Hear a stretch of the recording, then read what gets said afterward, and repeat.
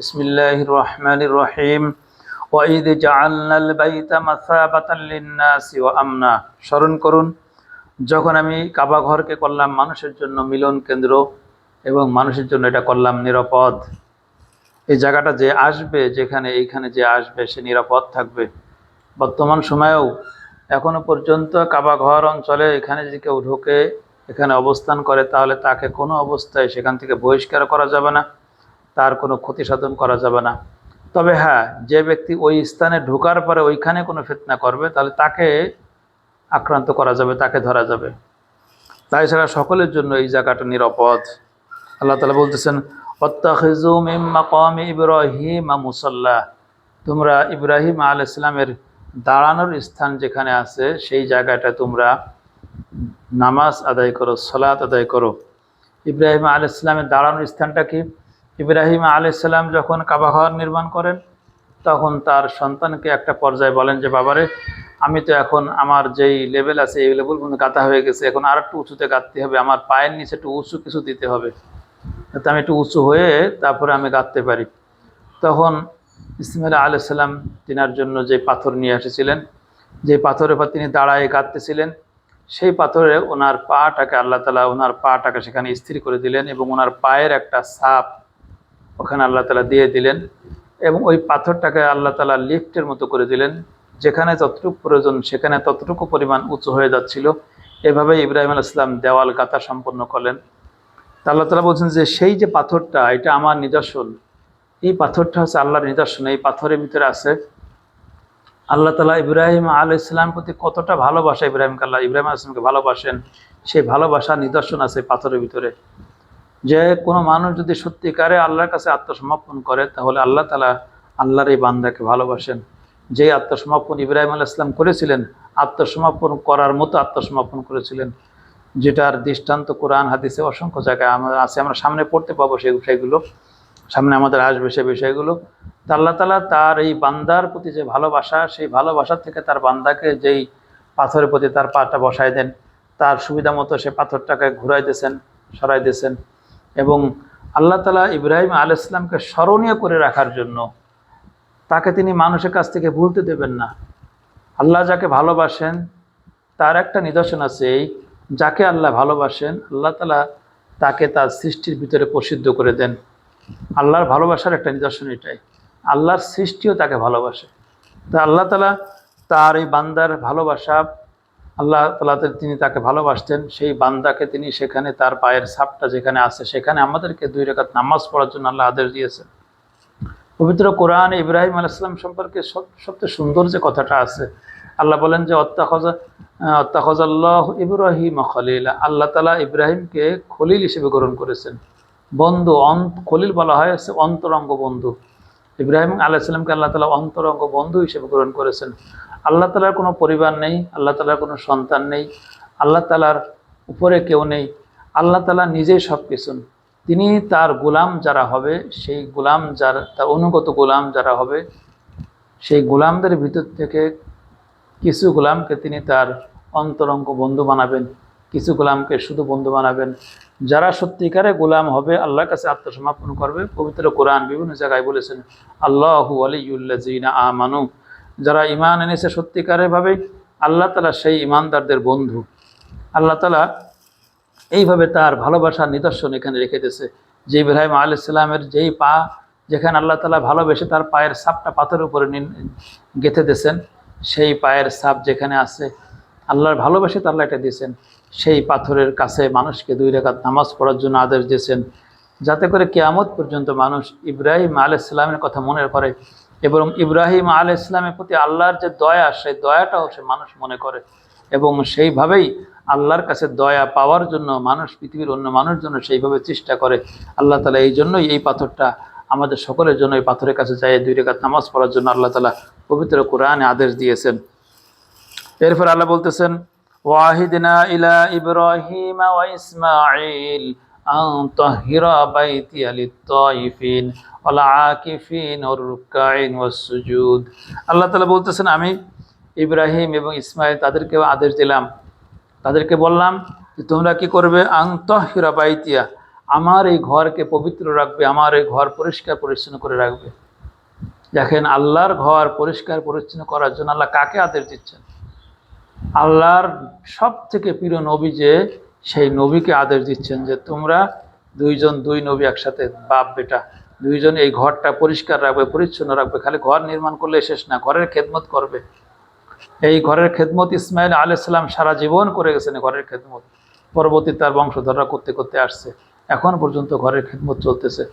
ঠিক অনুরূপভাবে পৃথিবীতে আল্লাহর ঘরের খেদমত করা, এটা আল্লাহর যারা প্রিয় বান্দা, এটা তাদের উপর দায়িত্ব। তারা যেন আল্লাহর ঘরের খেদমত করে, আল্লাহর ঘরকে পরিষ্কার পরিচ্ছন্ন রাখে। এটাই আল্লাহর ঘরের খেদমত। কি জন্য করবে? আল্লাহ বলছেন তাইফিনা ওয়াল আকিফিন ওয়ার রুকাইস সুজুদ। এই ঘরে যারা তওয়াফ করতে আসবে তাদের জন্য পরিষ্কার পরিচ্ছন্নতা কেমন দরকার, কতটুকু দরকার, এবার আল্লাহ আরও স্পষ্ট করে দিলেন যে মানুষগুলো তওয়াফ করতে আসবে তাদের জন্য এই জায়গাটা পরিষ্কার রাখবে। তাইফিন, তারপরে আল্লাহ বলছেন ওয়াল আকিফিন, এই ঘরে যারা ইতিকাফ করবে, এই ঘরে যারা এসে অবস্থান করবে, এই ইতিকাফকারীদের জন্য তোমরা এই ঘরটাকে পরিষ্কার পরিচ্ছন্ন রাখবে। আর রুকাইস সুজুদ, এই ঘরে এসে যারা রুকু করবে, সিজদা করবে, অর্থাৎ সালাত আদায় করবে। সালাত আদায় করতে কি করা লাগে? রুকু দেওয়া লাগে, সিজদা দেওয়া লাগে। অর্থাৎ এই ঘরে যারা আছে সালাত আদায় করবে, সালাত আদায়কারীদের জন্য তোমরা এই ঘরটাকে পরিষ্কার পরিচ্ছন্ন রাখবে। 1 তওয়াফকারীদের জন্য, 2 ইতিকাফকারীদের জন্য, 3 সালাত আদায়কারীদের জন্য এই ঘরকে আল্লাহ তাআলা বললেন তোমরা পরিষ্কার পরিচ্ছন্ন রাখবে, পবিত্র রাখবে। এরপর আল্লাহ বলতেছেন ওয়াইজ, স্মরণ করেন যখন ওয়াইজ ক্বালা ইব্রাহিম রাব্বি জাআল হাযা বালাদান আমিনা, যখন ইব্রাহিম আলাইহিস সালাম বললেন হে রব, আপনি এই শহরটাকে আপনি নিরাপদ করে দেন। ওয়ারযুক আহলাহু মিনাস সামারাত, আর এইখানে যারা আছে, ওয়ারযুক আহলাহু, এই জায়গার, এই বালাদের, এই শহরের যারা অধিবাসী আছে সেই অধিবাসীদেরকে আপনি ফল ফুল দান করেন। ফল দান, মিনাস সামারাত, তাদেরকে রিজিক দান করেন, ফল দান করেন। কাদেরকে দেবেন? আল্লাহ তাআলা ইব্রাহিম বলছেন মান আমানা মিনহুম বিল্লাহি ওয়াল ইয়াউমিল আখির, এইখানে যে অধিবাসী আছে সেই অধিবাসীদের ভিতরে যারা আপনার প্রতি ঈমান আনে এবং যারা আখিরাতের প্রতি ঈমান আনে, এই লোকদেরকে আপনি রিজিক দান করেন, ফল দান করেন, ফলমূল দান করেন। কিন্তু আল্লাহ তাআলা এখানে একটা কথা আল্লাহ তাআলা বলেন, সেটা কি? ক্বালা ওয়ামা কাফারা ফাউমাত্তিউহু কলিলান, আল্লাহ তাআলা উত্তর দিলেন যে এইখানে যারা থাকবে আমার ইমানদার বান্দা তাদেরকেও তো দেবই। ওমান কাফারা, যে ব্যক্তি কুফরি করবে, আমাকে অমান্য করবে, আমাকে অস্বীকার করবে, আমার নাফরমানি করবে, ফাউমাত্তিউহু কলিলান, তাকেও আমি উপভোগ করতে দেব কিছু সময়ের জন্য।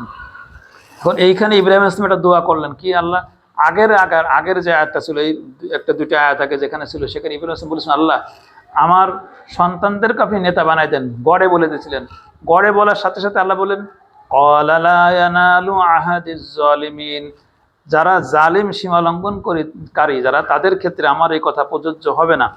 যেহেতু আল্লাহ তাআলা ওখানে বলেছিলেন জালিমদের জন্য প্রযোজ্য হবে না, এই জন্য আল্লাহ তাআলা এখানে ইব্রাহিম আলাইহিস সালাম বলার সময় এবার সতর্ক হলেন। সতর্ক হয়ে বললেন আল্লাহ আপনি রিজিক দেন, খাবার দেন, ফল ফলালি দেন, যারা ইমানদার তাদেরকে দেন। তখন আল্লাহ উত্তর দিলেন না, এক্ষেত্রে আর সমস্যা নেই, এক্ষেত্রে যারা ইমান আনিছে তাদেরকেও দেব, যারা ইমান আনিনি তাদেরকেও দেব, কিন্তু আমার নিয়ামত, নেতৃত্ব, ইমাম, মুত্তাকিদের ইমাম, এইটা আমি সবাইকে দেব না। দুনিয়ার সব নেতৃত্বকে, ইব্রাহিম আলাইহিস সালাম যে নেতৃত্বের কথা বলছেন, আমার উম্মতদেরকে আপনি, আমার সন্তানদেরকে আপনি নেতা বানাই দেন, সেই নেতা মানে দুনিয়ার রাজা বাদশা না, সেই নেতা মানে আসছে মুত্তাকিদের ইমাম, যেটা আল্লাহ তাআলা আমাদেরকে শিখাইছেন। পবিত্র কোরআনে প্রতিটা বাবা মাকে আল্লাহ তাআলা শিক্ষা দিয়েছেন। ইব্রাহিম আলাইহিস সালাম যেভাবে তার সন্তানদের জন্য দোয়া করেছেন, আল্লাহ আমার সন্তানদেরকে ভিতর থেকে আপনি নেতা বানাই দেন, আর আল্লাহ বলেন যে জালেমদের জন্য এটা প্রযোজ্য হবে না। আর আল্লাহ তাআলা সেই একই রকম দোয়া, কারণ আমাদের শরিয়াত মিল্লাত ইব্রাহিম আলাইহিস সালামের শরিয়াত, ইব্রাহিম আলাইহিস সালাম যেভাবে তার সন্তানদের জন্য দোয়া করেছিলেন, আমাদের জন্য আল্লাহ তাআলা পবিত্র কোরআনে সূরা ফুরকানে শেষের দিকে আসে এই দোয়াটা শিখাই দিয়েছেন, রব্বানা হাব লানা মিন আজওয়াজিনা ওয়া যুররিয়াতিনা, রব্বুল আলামিন আমাকে এমন জীবন সঙ্গী দান করেন আর এমন সন্তান দান করেন, কুররাতা আ'ইউনি ওয়াজআলনা লিল মুত্তাকিনা ইমামা, যেই স্ত্রী এবং বা যেই জীবন সঙ্গী এবং সন্তান দেখলে আমার চোখটা জোড়ায় যাবে, ওয়াজআলনা লিল মুত্তাকিনা ইমামা, আমাকে, আমার জীবন সঙ্গী এবং আমার সন্তানাদিদেরকে আল্লাহ আপনি মুত্তাকিদের ইমাম, নেতা বানাই দেন। তা আল্লাহ তাআলা ইব্রাহিম আলাইহিস সালাম যেই দোয়া করেছেন সেই দোয়াটা আল্লাহ তাআলা পৃথিবীর সব পিতামাতার জন্য আল্লাহ সেই একই দোয়া শিক্ষা দিয়েছেন। দিয়ে আল্লাহ তাআলা বলতেছেন যে এখানে এই ক্ষেত্রে অর্থাৎ এই রিজিকের ক্ষেত্রে আল্লাহ তাআলা ইব্রাহিম আলাইহিস সালাম যে দোয়া করেছিলেন সেই দোয়া থেকে আল্লাহ একটু বাড়াই দিলেন, যে বলেন যে না শুধু ইমানদারাই পাবে না, এবার কাফেররাও এখানে পাবে, এই দয়াটা সবাই পাবে। সুম্মা আদতাররুহু ইলা আযাবিন নার, এরপরে আল্লাহ বলছে এরপরে ওই যারা আমার কুফরি করবে, আমার নিয়ামতের নাশুকরি করবে, তাদেরকে আমি বাধ্য করব আযাবে প্রবেশ করতে, আগুনে প্রবেশ করতে তাদেরকে বাধ্য করা হবে। অবিসাল মসির, কতই না নিকৃষ্ট সেই জাহান্নাম, সেই আবাসস্থল। এরপর আল্লাহ তাআলা বলতেছেন وَإِذْ يَرْفَعُ إِبْرَاهِيمُ الْقَوَاعِدَ مِنَ الْبَيْتِ وَإِسْمَاعِيلُ, স্মরণ করুন যখন ইয়ারফাউ ইব্রাহিম ইসলাম উঁচু করলেন, মানে ইব্রাহিম ইসলাম এই কাবা ঘরের ভিত্তি স্থাপন করলেন এবং তার ছাদ দিলেন, উঁচু করলেন। এই উঁচু কাজটা তার ভিত্তিগুলো স্থাপন করার পরে কাবা ঘরকে ছাদটা দিয়ে মোড়ানোর পরে আল্লাহ তাআলা ইব্রাহিম ইসলাম বলতেছেন, ইব্রাহিম আর ইসমাইল দুইজনে বলতেছেন মিনাল বাইতি ওয়া ইসমাইল রব্বানা, হে আমার প্রতিপালক, হে আমাদের রব, তাকাব্বাল মিন্না, আমাদের থেকে এটা কবুল করেন। দেখেন আল্লাহর নির্দেশে আল্লাহর ঘর তৈরি করেছেন, আল্লাহর ঘর পুনর্নির্মাণ করলেন, করার পরেও তারা আল্লাহর কাছে আবার বলতেছে আল্লাহ আমরা যে শ্রমটা দিলাম, কষ্ট করলাম, আল্লাহ আমাদের এই শ্রম এবং কষ্ট যা কিছু দিলাম আমাদের ভুল ত্রুটি মাফ করে দিয়ে আল্লাহ এটা কবুল করে নেন, এটা কবুল করে নিয়ে আমাদের জন্য জান্নাতের জন্য আল্লাহ পরকাল আমাদের জন্য এর জন্য নিয়ামত দান করে দেন। ইন্নাকা আনতাস সামিউল আলিম, নিশ্চয় আল্লাহ আপনি সব কিছু শোনেন এবং সব কিছু জানেন, আমরা যা করেছি সব কিছু আপনি জানেন। একটা দোয়া করলেন। দ্বিতীয় দোয়া রব্বানা, মানে এখানে পরবার ইব্রাহিম ইসলাম যখনই কিনা একটা ভালো কাজ সম্পন্ন করেন, জানি দোয়ার একটা আদব আছে, সেটা হচ্ছে আমরা যখন কোনো কল্যাণমূলক কাজ ভালো কাজ করে তারপরে দোয়া করতে হয়। সেই দোয়াটা আল্লাহ সন্তুষ্টির জন্য কোনো কাজ করার পরে দোয়া করলে সেই দোয়াটা সহজে কবুল হয়। দোয়ার একটা আদব এটা, যেমন আমরা সালাত আদায় করার পরে দোয়া করি এবং বিভিন্ন সময় ভালো কাজ করার পরে আমরা দোয়া করব, এটা দোয়ার একটা সিস্টেম। ইনি একটা ভালো কাজ করার পরে দোয়া করতেছেন, কতগুলো দোয়া, একটা না কয়েকটা দোয়া। এরপরে আল্লাহ তাআলা বলতেছেন, ইব্রাহিম ইসলাম আরও দোয়া করলেন রব্বানা ওয়াজআলনা মুসলিমাইনি লাক, রব্বুল আলামিন আমাদের দুইজনকে, রব্বানা ওয়াজআলনা মুসলিমাইনি, দ্বিবচন শব্দ এখানে দুইজন, রব্বুল আলামিন আমাদের দুইজনকে আপনার অনুগত বানাই দিন। মুসলিম শব্দের অর্থ ইসলাম, আসলাম তো মানে মুসলিম, ইসলাম এগুলো ইসলাম মানে আত্মসমর্পণ, কিন্তু এই মুসলিম এই শব্দের অর্থ যেমন আত্মসমর্পণ আছে, আর একটা অর্থ আছে অনুগত। আত্মসমর্পণ মানে তো অনুগত ছাড়া আত্মসমর্পণ হয় না, আত্মসমর্পণ করার আগে অনুগত হতে হয়, যে আমি এই লোকটার কাছে অনুগত হলাম, এসে তার কাছে আত্মসমর্পণ করতে। ঠিক অনুরূপভাবে মুসলিম শব্দের অর্থ যেমন আত্মসমর্পণকারী, তেমনি বা আর একটা অর্থ আছে আনুগত্যকারী, অনুগত। তাই বলছেন রব্বানা ওয়াজআলনা মুসলিমাইনি লাক, হে আমাদের রব আমাদের দুইজনকে আপনার অনুগত বানাই দিন। ওমিন যুররিয়াতিনা উম্মাতাম মুসলিমাতাল লাক, আর আমার সন্তানদের থেকেও একটা দল আপনার অনুগত বানাই দিন। সব সন্তানদের কথা বললেন না, একটা দল রেখে দিন আল্লাহ, কমপক্ষে একটা দল যেন থাকে আমার সন্তানদের ভিতর থেকে, যারা আপনার অনুগত থাকবে, আপনার সামনে সবসময় মাথা নত করে থাকবে। وأرنا مناسكنا وتب علينا إنك أنت التواب الرحيم, আর আমাদেরকে দেখান ইবাদত বندگির পদ্ধতিগুলো আমাদেরকে দেখান। অতুবা আলাইনা, আমাদের ভুল ত্রুটি মাফ করে দেন, আমাদের তওবা কবুল করেন। ইন্নাকা আনতাত তাওয়াবুর রহিম, নিশ্চয় আল্লাহ আপনি তওবা কবুলকারী, আপনি রহমান, আপনি রহিম। দেখেন রহিম শব্দটা মুমিনদের ক্ষেত্রে বারবার আল্লাহ কোরআন ব্যবহার করেছেন, কারণ রহিম আল্লাহ তাআলা দুইটা নাম, রহমান এবং রহিম। রহিম শব্দটা আল্লাহ তাআলা, রহিম শব্দের যে নিয়ামত দয়া, এই দয়াটা ইমানদার ব্যক্তিরা পাবে। ইমানদার ব্যক্তিরা যখন এই দয়া, রহিম শব্দের দয়া আসছে চিরস্থায়ী, আর রহমান শব্দের দয়া আসছে অস্থায়ী, আর রহিম শব্দের দয়া আসছে চিরস্থায়ী। এই দয়া যদি কেউ একবার দুনিয়াতে পেয়ে যায়, তাহলে এই দয়া কে পাইছে কি পায়নি এটা আমরা বুঝতে পারবো না। যদি এই রহিম নামের দয়াটা আমরা পেয়ে যাই, তাহলে চিরস্থায়ী দয়া আমরা পেয়ে গেলাম। এরপর আলো দোয়া করছেন রব্বানা ওয়াবাস ফীহিম রাসূলাম মিনহুম, রব হে রব, হে আমাদের রব, আমাদের এইখানে কি করেন, ওয়াবাস ফীহিম রাসূলাম মিনহুম, এই জাতির লোকদের ভিতর থেকে আপনি রসুল পাঠাই দেন।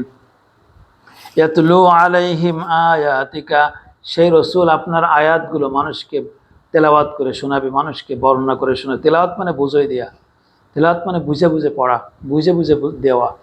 আর কিরাত মানে হচ্ছে শুধু রিডিং পড়া। তো কোরআনের পড়া হচ্ছে তিন রকম, একটা হচ্ছে কিরাত পড়া, একটা হচ্ছে বুঝে বুঝে পড়া, একটা হচ্ছে গভীর জ্ঞান অর্জন করা।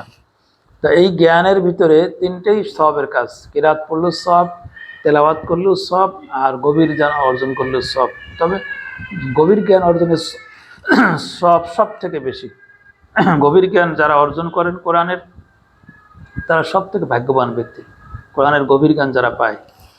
এখানে আল্লাহ তাআলা বলতেছেন যে আপনি এই জাতির জন্য রসুল পাঠাবেন, এইখানে যারা বসবাস করবে তাদের ভিতর থেকে রসুল পাঠাবেন যে আপনার আয়াতকে তেলাওয়াত করে শোনাবে। শুধু এখানেই শেষ না, আল্লাহ বলতেছেন ওয়ায়ুআল্লিমুহুমুল কিতাব, তারা মানুষকে কিতাব শিক্ষা দেবে। আপনি যে কিতাব নাজিল করবেন সেই কিতাব মানুষকে শিক্ষা দেবে। ওয়াল হিকমাতা, হিকমা শিক্ষা দেবে। হিকমাটা কি? হিকমা আছে কিতাবের বাস্তব জ্ঞান। যেমন ধরেন একজন ব্যক্তি বই পড়লো যে এইভাবে এভাবে করে একটা গাছ, একটা খামার করলে সুন্দর করে দিলে তো সেখান থেকে এইভাবে ফসল হবে, এইভাবে সার দিতে হবে, সব কিছু সে বই পড়লো। কিন্তু সে যখন প্র্যাকটিক্যাল করবে, এটা প্র্যাকটিক্যাল জ্ঞানটাকে বলা হয় হিকমা। কিতাবের প্র্যাকটিক্যাল জ্ঞানকে বলা হচ্ছে হিকমা, কিতাবের বাস্তব জ্ঞান। তারা মানুষকে যেমন কিতাব শিক্ষা দেবে, এই কিতাবের প্রয়োগ, কিতাবটা কিভাবে বাস্তবায়ন করবে সে বাস্তবায়নের জ্ঞানও তাদেরকে শিক্ষা দেবে, এটাকে বলা হয়েছে হিকমা। ওয়ায়ুযাক্কিহিম, আর সেই রসুলকে মানুষদেরকে পবিত্র করবে। মানুষের কি পবিত্র করবে? মানুষের রুহুকে পবিত্র করবে, আত্মাকে পবিত্র করবে। মানুষের আত্মা নাপাক হয়ে যায় শিরক ঢুকে গেলে। মানুষ যদি কখনো শিরক করে তখন তার পুরো আত্মাটাই নাপাক হয়ে যায়। শিরক করলে তার পুরো আত্মাতে নাপাক হয়ে যায়। তা মানুষ যখন শিরক থেকে মুক্ত হয় তখন সে মূলত পবিত্র হয়। এই জন্যই যদি কেউ পবিত্র হতে চায় ইসলামী কায়দায়, তাহলে প্রথম আছে তাকে শিরক থেকে পবিত্র হতে হবে। যদি সে শিরক অবস্থায় থাকে তাহলে সে নাপাক অবস্থায় আছে, সে শতবার হাজারবার ওযু করলেও সে পবিত্র হবে না। এই জন্য মুশরিক যারা, তাদের পবিত্র হওয়ার জন্য প্রথম লাগবে ঈমান। ঈমান আনার পরে আল্লাহ পবিত্র কোরআনে বলেছেন ইন্নামাল মুশরিকুনা নাজাসুন ফালা ইয়াকরাবুল মাসজিদাল হারাম, মুশরিকরা হচ্ছে অপবিত্র, তারা যেন মসজিদুল হারামের নিকটেও আসে না। তাহলে মুশরিকরা অপবিত্র কি কারণ? তারা তো ওযু গোসল করতেছে, ওযু গোসলে কোনো কাজ হবে না, তার আত্মাটা টোটালি অপবিত্র। এই জন্য বলছেন যে আপনি এমন রসুল পাঠাবেন এখানে, তিনি মানুষকে কিতাব শিক্ষা দেবেন, আপনার আয়াত তেলাওয়াত করে শোনাবে, মানুষকে কিতাবের বাস্তব জ্ঞান হিকমা শিক্ষা দেবে, আর মানুষদেরকে পবিত্র করবে, মানুষদেরকে শিরক থেকে মানুষদেরকে পবিত্র করে এক আল্লাহর ইবাদতের দিকে ডাকবে। এবং পবিত্রতার আরও আছে, যেটা হচ্ছে শিরকের পবিত্র মানে টোটাল অপবিত্র। আর যদি ছোটোখাটো বা কবিরা গুনাহ করে তাহলেও সে অপবিত্র হবে, সেগুলো একটা অপবিত্র, কিন্তু টোটাল অপবিত্র না। এই সমস্ত পাপ যারা করবে তাদেরকেও নবী রাসূলগণ পাপ থেকে ফিরে আনার জন্য শিক্ষা দেবেন। আল্লাহর কিতাব পড়ে তারা ভয় পাবে এবং আল্লাহর ভয়ে তারা গুনাহ ছেড়ে দেবে, আল্লাহর ভয়ে তারা শিরক করা ছেড়ে দেবে, তখনই তারা পবিত্র হয়ে যাবে। এই আল্লাহর ভয়টাই মূলত নবী রাসূলগণ শিক্ষা দেবেন। নবী রাসূলদের পরিচয় আল্লাহ তাআলা পবিত্র কোরআনে বারবার দিয়েছেন। আমার রসুলগণ মানুষকে কি বাশির এবং নাজির, মানুষকে সুসংবাদ দিয়েছে, মানুষকে এবং নাজির সতর্ক করেছে। মানুষের তার জীবনের কর্মের যে ভয়াবহ পরিণতি সামনে আছে সেই কর্মগুলো উল্লেখ করেছেন, এবং সেই ভয়াবহ পরিণতি নবীরা উল্লেখ করেছেন, রাসূলগণ উল্লেখ করেছেন। এই কথাটা আল্লাহ বলতেছেন যে এইভাবে মানুষকে ভয় দিয়ে আল্লাহর কথাগুলো উল্লেখ করে, শাস্তির কথাগুলো বলে, কিতাব থেকে মানুষকে জ্ঞান দিয়ে মানুষের অন্তরে এমন ভয় সৃষ্টি হবে তাদের কথার মাধ্যমে, যার মাধ্যমে মানুষগুলো গুনাহ ছেড়ে দেবে, মানুষগুলো পবিত্র হয়ে যাবে। ইন্নাকা আনতাল আজিজুল হাকিম, হে রব্বুল আলামিন, নিশ্চয় আপনি মহাপরাক্রমশালী এবং হাকিম, মহাজ্ঞানী, মহাকৌশলী। এরপর আল্লাহ বলতেছেন ওমাই ইয়ারগাবু আন মিল্লাতি ইব্রাহিম ইল্লা মান সাফিয়া নাফসাহু, কে আছে এমন যে ইব্রাহিমের দিন থেকে সরে থাকে, ইব্রাহিমের আদর্শ থেকে সরে থাকে, ইল্লা মান সাফিয়া নাফসাহু, যে নির্বোধ, যার নফস নির্বোধ। এই নির্বোধ ব্যক্তি যে, সে ছাড়া কেউ ইব্রাহিমের আদর্শ থেকে দূরে থাকে না, তার আদর্শ ছেড়ে দেয় না। এরপর আল্লাহ বলতেছেন ওয়ালাকাদ ইসতাফাইনাহু ফিদ দুনিয়া, আমি ইব্রাহিম আলাইহিস সালামকে মনোনীত করেছিলাম দুনিয়াবাসীদের জন্য। দুনিয়াবাসীদের জন্য আল্লাহ তাআলা মনোনীত করেছেন এবং সমস্ত জাতির জন্য, দুনিয়ার সমস্ত পরবর্তী জাতির জন্য তিনাকে আল্লাহ তাআলা ইমাম বানাই দিয়েছেন। আমি দুনিয়াতে তাকে নির্ধারিত করে দিয়েছি, তাকে আমি এই দুনিয়ার মানুষের জন্য নেতা বানাই দিয়েছি। ওয়া ইন্নাহু ফিল আখিরাতি লামিনাস সলিহিন, আর আখিরাতে সে হবে সলিহিনদের অন্তর্ভুক্ত। আখিরাতে যারা সলিহিনদের অন্তর্ভুক্ত তারাই দুনিয়াতে মুত্তাকিদের ইমাম। ইয ক্বালা লাহু রাব্বুহু আসলিম, স্মরণ করেন যখন আপনার রব বললেন ইব্রাহিম তুমি আত্মসমর্পণ করো। ক্বালা আসলামতু লিরাব্বিল আলামিন, ইব্রাহিম আলাইহিস সালাম বলেন আমি বিশ্ব জগতের প্রতিপালক, বিশ্ব জগতের রব, তার নিকট আমি আত্মসমর্পণ করলাম। এইখানে দেখেন মূল জিনিসটা হচ্ছে আল্লাহ তাআলা এই আত্মসমর্পণকে আল্লাহ পরীক্ষা করেছেন। এই আয়াতটা আগে আমরা পড়ে আসছি। ইব্রাহিম আলাইহিস সালামকে 30টের পরীক্ষার কথা অলরেডি কোরআনে আছে, তারপরে আমরা তো আরও জানি। ইব্রাহিম ইসলামকে আল্লাহ তাআলা যে নমরুদের আগুনের মুখোমুখি করলেন, নমরুদের আগুনের মুখোমুখি করার পরে ইব্রাহিম আলাইহিস সালামকে সাহায্য করার জন্য অনেক ফেরেশতারা আসছিলেন, কোনো ফেরেশতার সাহায্য তিনি গ্রহণ করেন, কিন্তু আমি আল্লাহর কাছে আত্মসমর্পণ করেছি। হাসবুনাল্লাহ, আল্লাহই আমার জন্য যথেষ্ট, আল্লাহ আমার সব কিছু দেখতেছেন, আমার জন্য আল্লাহই যথেষ্ট, আল্লাহর কাছে আমি আত্মসমর্পণ করেছি। আর পবিত্র কোরআনে ইব্রাহিম আলাইহিস সালাম আরেকটা কথাও দিয়ে আছে, সূরা আপনার আনআমে একটা জায়গায় আপনার 7 নম্বর পারার সম্ভবত 16 পৃষ্ঠায় আছে, না 17 পৃষ্ঠায় আছে, যে ব্যক্তি ঈমান আনে এবং ওয়ালাম ইয়ালবিসু ঈমানাহুম বিজুলমিন, যে ঈমানের সাথে জুলুমকে যুক্ত করে না, পাপকে সংযুক্ত করে না, ঈমানকে পাপ থেকে মুক্ত রাখে। ওয়ালাম ইয়াকুন ঈমানাহুম বিজুলমিন ফাউলাইকা আমানিয়ুহুম আউলাইকা হুমুল মুহতাদুন, এখানে একটা আয়াত আছে, সেটা হচ্ছে যে ব্যক্তি ঈমানকে জুলুম থেকে মুক্ত রাখে এবং ঈমানের সাথে কোনো শিরক মিশ্রণ করে না, কোনো পাপ মিশ্রণ করে না, এই ব্যক্তিগুলো আমানিয়ু, আল্লাহর আমানতে আছে। অহুম মুহতাদুন, এই লোকগুলো আছে হিদায়াতের উপরে আছে। যেহেতু ইব্রাহিম আলাইহিস সালাম জানতেন যে আমি যেহেতু ঈমান আনছি, আল্লাহর কাছে পরিপূর্ণ আত্মসমর্পণ করেছি, অর্ধেক না পরিপূর্ণ আত্মসমর্পণ করেছি, সেহেতু আমি আল্লাহর আমানত, আল্লাহর নিরাপত্তার ভিতরে আমি আছি, আমার জন্য আল্লাহই যথেষ্ট, যার কারণে তিনি কারোর সাহায্য গ্রহণ করেননি। আল্লাহ তাআলা তাকে পরীক্ষা করেছেন যে তিনি সত্যি আত্মসমর্পণ করলেন না করেন নাই, এটা আল্লাহ তাআলা পরীক্ষা করেছেন। নমরুদের আগুনের সামনে যখন ফেলালেন, ইব্রাহিম আলাইহিস সালাম একটু উসবিস করেন নাই, একটু এদিক ওদিক করেন নাই।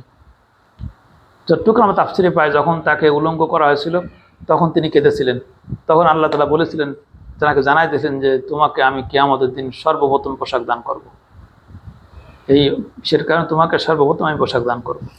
এইভাবে আল্লাহ তাআলা ইব্রাহিম আসলামকে পরীক্ষা করেছিলেন। আল্লাহ তাআলা বলেন আসলাম, তিনি বলেন আসলামতু লিরাব্বিল আলামিন। এরপর আল্লাহ তাআলা বলেন আওয়াসসা বিহা ইব্রাহিম বানিহি ওয়া ইয়াকুব, আওয়াসসা বিহা মানে জোর তাগিদ দিয়েছিলেন ইব্রাহিম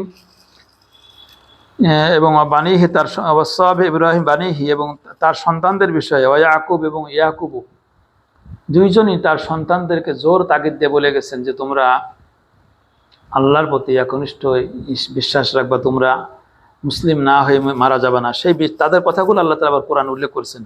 ইয়া বানিয়া, তারা বলেছেন কি ইয়া বানিয়া, হে আমার সন্তানগণ, ইন্নাল্লাহ আস্তাফা লাকুমুদ্দিন, নিশ্চয়ই তোমাদের জন্য আল্লাহ তাআলা দ্বীনকে মনোনীত করেছেন, ইব্রাহিম আলাইহিস সালামের দ্বীনকে তোমাদের জন্য মনোনীত করেছেন। ফালা তামুতুন্না, অতএব তোমরা মরবে না, ইল্লা ওয়া আনতুম মুসলিমুন, মুসলিম না হয়ে আল্লাহর কাছে পরিপূর্ণভাবে নিজের সত্তাকে আত্মসমর্পণ না করে তোমরা মারা যেয়ে না। এরপর আল্লাহ বলছেন আম কুনতুম শুহাদা ইযা হাদারা ইয়াকুব আল মাউত, আল্লাহ তাআলা ইহুদি খ্রিস্টানদের উদ্দেশ্য করে বলতেছেন যে তোমরা কি উপস্থিত ছিলে যখন ইয়াকুব আলাইহিস সালাম মারা গেছিল, তার মারা যাওয়ার সময় তোমরা কি কেউ সেখানে ছিলে? প্রশ্ন করে আল্লাহ বলতেছেন ইয ক্বালা লিবানিহি মা তা'বুদুনা মিন বা'দি, যখন ইয়াকুব আলাইহিস সালাম তার সন্তানদের বললেন মা তা'বুদুনা মিন বা'দি, আমার পরে তোমরা কার ইবাদত করবে? আমি যখন চলে যাব, পৃথিবীর থেকে মারা যাব, আমি চলে যাওয়ার পরে আমার সন্তানরা তোমরা কার ইবাদত করবে? তখন ইয়াকুব আলাইহিস সালাম সন্তানরা বললেন ক্বালু না'বুদু ইলাহাকা, সমস্ত সন্তানরা বলল আমরা ইবাদত করব আপনার ইলাহর, ওয়া ইলাহা আবাইকা ইব্রাহিম ওয়া ইসমাঈল ওয়া ইসহাক, শুধু তাই নয় আপনার পূর্বপুরুষ ইব্রাহিম, ইসমাঈল, ইসহাক, এদের ইলাহা ওয়াহিদা, তাদের যে এক ইলাহ ছিল সেই এক ইলাহর ইবাদত করব। আপনার ইলাহর ইবাদত করব এবং আমাদের পূর্বপুরুষ ইব্রাহিম, ইসমাইল, ইসহাক তাদের ইলাহর ইবাদত করব। যেই ইলাহ কেমন? ইলাহা ওয়াহিদা, তিনি এক ইলাহ, তিনি আর কোনো শরিক নেই। ওয়ানাহনু লাহু মুসলিমুন, ইয়াকুব আলাইহিস সালাম সন্তানগণ বললেন, আমরা সবাই মুসলিম, আমরা সবাই আত্মসমর্পণকারী হব।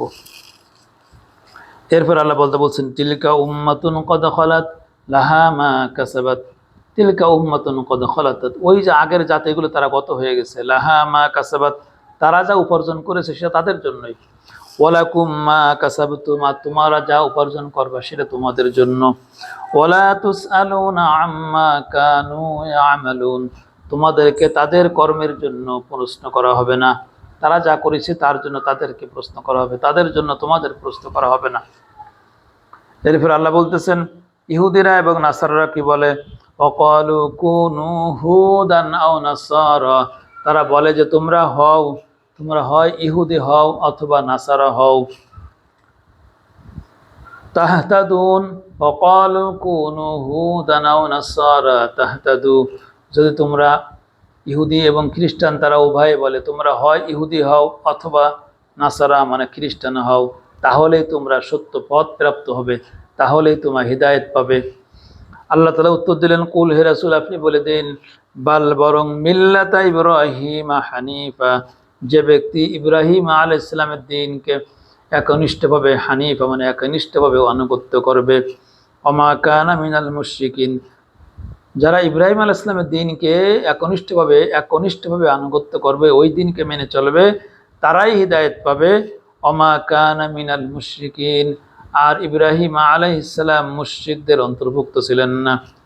এরপর আল্লাহ তাআলা মুসলমানদের উদ্দেশ্যে একটা কথা বলতেছেন, আমরা যারা মুসলমান আমাদের উদ্দেশ্যে আল্লাহ বলছেন, কুলু, হে আমার ইমানদার বান্দারা, আমান্না বিল্লাহ, তোমরা আল্লাহর প্রতি, তোমরা বলো আমান্না বিল্লাহ, আমরা আল্লাহর প্রতি ঈমান এনেছি, ওমা উনজিলা ইলাইনা, আমাদের প্রতি যা অবতীর্ণ করা হয়ে গেছে আল কোরআন, এই আল কোরআনের প্রতি আমরা ঈমান এনেছি, ওমা উনজিলা ইলা ইব্রাহিম ওয়া ইসমাঈল ওয়া ইসহাক ওয়া ইয়াকুব আল আসবাত, শুধু তাই নাই, ইব্রাহিম, ইসমাঈল, ইসহাক, ইয়াকুব এবং তার বংশধর যারা, তাদের প্রতিও যা অবতীর্ণ হয়েছে সেই কিতাবের প্রতিও আমরা ঈমান এনেছি, ওমা উতিয়া মূসা ওয়া ঈসা ওমা উতিয়ান নাবিয়্যুনা মির রাব্বিহিম, শুধু তাই নাই, মূসা, ঈসা এবং অন্যান্য যত নবী তাদের প্রতিও আমরা ঈমান এনে, তাদেরকে যে কিতাব দেওয়া হয়েছিল সেই কিতাবের প্রতিও আমরা ঈমান এনেছি, লা নুফাররিকু বাইনা আহাদিম মিনহুম, আমরা পার্থক্য করি না এই সমস্ত নবীদের ভিতরে কারো থেকে কাউকে আমরা পার্থক্য করি না, যে এই নবীকে মানতে হবে আর ওই নবীকে মানবো না, এরকম আমরা করি না। আমরা যারা মুসলমান, আমরা সকল নবীদেরকে মান্য করি, সকল নবীদেরকে আমরা বিশ্বাস করি, সকল নবীদের প্রতি আমাদের ভালোবাসা, শ্রদ্ধা সবই আমাদের আছে। ওয়ানাহনু লাহু মুসলিমুন, আর আমরা সবাই আত্মসমর্পণ করি। আল্লাহ আমাদের সকলকে এই কথাগুলো বলতে বললেন। এরপর আল্লাহ বলতেছেন, ফাইন আমানু বিমিসলি মা আমানতুম বি, আল্লাহ তাআলা দেখেন আমাদের কত মর্যাদা দিলেন। আল্লাহ বললেন, হে ঈমানদার লোকেরা তোমরা শোনো, ফাইন আমানু বিমিসলি মা আমানতুম বিহি, যেই ব্যক্তি তোমাদের মতো ঈমান আনবে, অর্থাৎ যেই এখন এই উম্মতে মুহাম্মাদে যারা এইভাবে ঈমান আনিছে তাদেরকে আল্লাহ বলতেছেন, যেই ব্যক্তি যারা তোমাদের মতো ঈমান আনবে, ফাকাদ ইহতাদাউ, তাহলে সে ব্যক্তি হিদায়াত প্রাপ্ত হবে। তোমাদের মতো যারা ঈমান আনবে, তোমরা যে কথাগুলো আল্লাহ শিখিয়ে দিলেন, তোমরা এরকম বলো যে আমরা আল্লাহর প্রতি ঈমান আনছি, আমাদের প্রতি যে কিতাব কোরআন অবতীর্ণ করা হয়েছে, এই কোরআনের প্রতি অবতীর্ণ করা হয়েছে, এই কোরআনের প্রতি ঈমান আনছি, আমাদের পূর্বে যত কিতাব আসছে সমস্ত কিতাবের প্রতি আমরা ঈমান আনছি, এবং এই সমস্ত রসুলদের ভিতরে আমরা কাউকে ফারাক করি না, কাউকে বাদ দিই না, সব রসুলকে প্রতি আমরা ঈমান আনছি, সব রসুলদেরকে আমরা সম্মান করি, শ্রদ্ধা করি, সব রসুলদেরকে আমরা ভালোবাসি, সবাই আল্লাহর রসুল। এই কথাগুলো বলার পরে আল্লাহ তাআলা শিখেছেন, যারা এইরকম কথা বলে, যারা এইভাবে ঈমানদার, আল্লাহ তাআলা বলছেন তোমাদের কথা শোনো, ফাইন আমানু বিমিসলি মা আমানতুম বিহি, বান্দা তোমাদের মতো করে যারা এরকম ঈমান আনবে, ফাকাদ ইহতাদাউ, তাহলেই সে সঠিক পথ প্রাপ্ত হয়ে যাবে। ফাইন তাওয়াল্লাউ ফাইন্নামা হুম ফি শিকাক, আর যদি এরকম ভাবে সে এইখান থেকে পিঠ দেখায়, ফাইন্নামা হুম ফি শিকাক, তাহলে সে মতভেদের ভিতরে আছে। ফাসায়াকফিকাহুমুল্লাহ, তাদের বিরুদ্ধে আল্লাহ তোমাদের জন্য যথেষ্ট। ওয়া সামিউল আলিম, নিশ্চয় তিনি সব কিছু শোনেন এবং সব কিছু জানেন। সিবগত আল্লাহ, আল্লাহর রং সিবগত আল্লাহ মানে আল্লাহর রং বলে আল্লাহ বলছেন ওমান আহসানু মিনাল্লাহি সিবগাতাও, আল্লাহর রং থেকে আর উত্তম রং আর কার আছে? আল্লাহর রংটা কি? এখানে মূলত তাফসীরে আমরা যেটা পাই যে তৎকালীন সময়ে ইহুদি খ্রিস্টানরা বিশেষ করে, যেটা এখনও চালু আছে, খ্রিস্টানরা কী করতো, একটা বাচ্চা একটু বড় হওয়ার পরে তখন তার মাথাটা কামাই টামাই দিয়ে তারপরে একটা রঙিন পানি দিয়ে গোসল করাই দিয়ে বলতো এই খাটে খ্রিস্টান হয়ে গেছে। এখনো পর্যন্ত যদি কেউ নতুনভাবে খ্রিস্টান গ্রহণ করতে চায়, খ্রিস্টান ধর্ম গ্রহণ করার পর তার শরীরে বিভিন্ন ট্যাটু চিহ্ন রং দিয়ে এঁকে দেয়, দিয়ে তারা বলে এইবার খাঁটি খ্রিস্টান হয়েছে, রং দিয়ে তারা খ্রিস্টান বানায়। তা আল্লাহ বলেন যে না, রং দিয়ে খ্রিস্টান হবে না, আল্লাহর রংই হচ্ছে সর্বশ্রেষ্ঠ রং। আল্লাহর রং হচ্ছে কি? আল্লাহ যে কিতাব দান করেছেন সেই কিতাবের রঙে যে নিজেকে রাঙাবে সেই হচ্ছে আল্লাহর রঙে রঙিন হবে।